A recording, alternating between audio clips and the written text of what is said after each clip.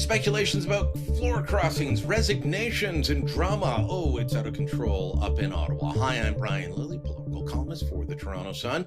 How bad are things going with the drama off Parliament Hill? Well, so much so that people are falling for fake posts about fake MPs fake crossing the floor. This all started because Chris D'Entremont, the lone Conservative MP from Nova Scotia, decided to cross the floor and join the Liberals on Tuesday. He did this because he said he liked what the government was doing with the budget, even though it's exactly the opposite of what he called on them to do just a few weeks ago. But I digress. Then on Thursday, Matt Genereux, a Conservative MP from Edmonton, who some say was speaking to PMO, announced that he's resigning to spend more time with his family. When that resignation will take place, we're not quite sure. So despite the fact that Mark Carney delivered a stinker of a budget this past week, all the focus is on the Conservatives and problems with them. Yeah, let's focus on the opposition, not the guys in power that can actually change policy.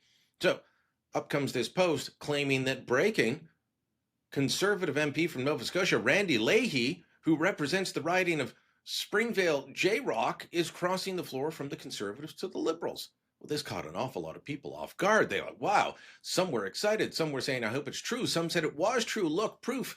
Pierre Poilievre is in trouble.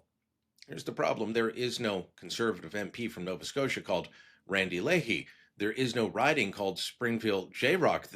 This guy in the photo, that's Canadian actor Rob Webb, who played Ricky on Trailer Park Boys, and this whole post is filled with references to the Trailer Park Boys. This is a joke, and people are falling for it because the feeding frenzy in Ottawa is out of control. Meanwhile, as I said, we've got a stinker of a budget so bad that Fitch Rating Agency has put out a statement saying that if things don't improve, Canada will face a downgrade in the future. Let me read to you from it. While Canada's rating is broadly stable, persistent fiscal expansion and a rising debt burden have weakened its credit profile and could increase rating pressure over the medium term. This may be exacerbated by persistent economic underperformance caused by tariff risks and structural challenges, including low productivity. Look, I know that Trump and the tariffs and the trade uncertainty is hurting, but look at that key phrase there, persistent underperformance, persistent economic underperformance. That doesn't come about because tariffs were introduced a few months ago. This has been years in the making, and it is our own fault. It's our own bad policy choices that this government is not turning around. So this is a real problem. What happens if our credit rating is downgraded? Well, we're borrowing $78.3 billion to fund the deficit this year. We've got a multi-trillion dollar plus debt already. Paying for all of that is going to become more expensive. We will pay higher interest rates on our borrowing, and that means less money available for government services.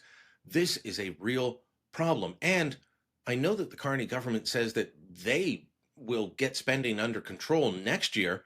Well, turns out I'm not the only one that doesn't believe them. Here's what Fitch had to say about that. The Canadian government has a track record of upward deficit revisions with subsequent budget updates consistently worse than prior projections. What does that mean? Well, they keep saying, well, we'll have a $40 billion deficit or $42 billion, and then it's $78 billion. This is something that has happened consistently over the years. Maybe we thought it was just Chrystia Freeland when she was Justin Trudeau's finance minister, and yet still happening with Mark Carney. And despite him saying that Justin Trudeau's annual spending growth of 8% was too much, well, his spending growth is 7.2% this year. Do you really think he's going to be able to bring that down? I don't think so, and Fitch doesn't think so. And this is a problem for Canada going forward. Let me know what you think. Drop a comment down below. Share this on social media. And don't forget to subscribe to our channel.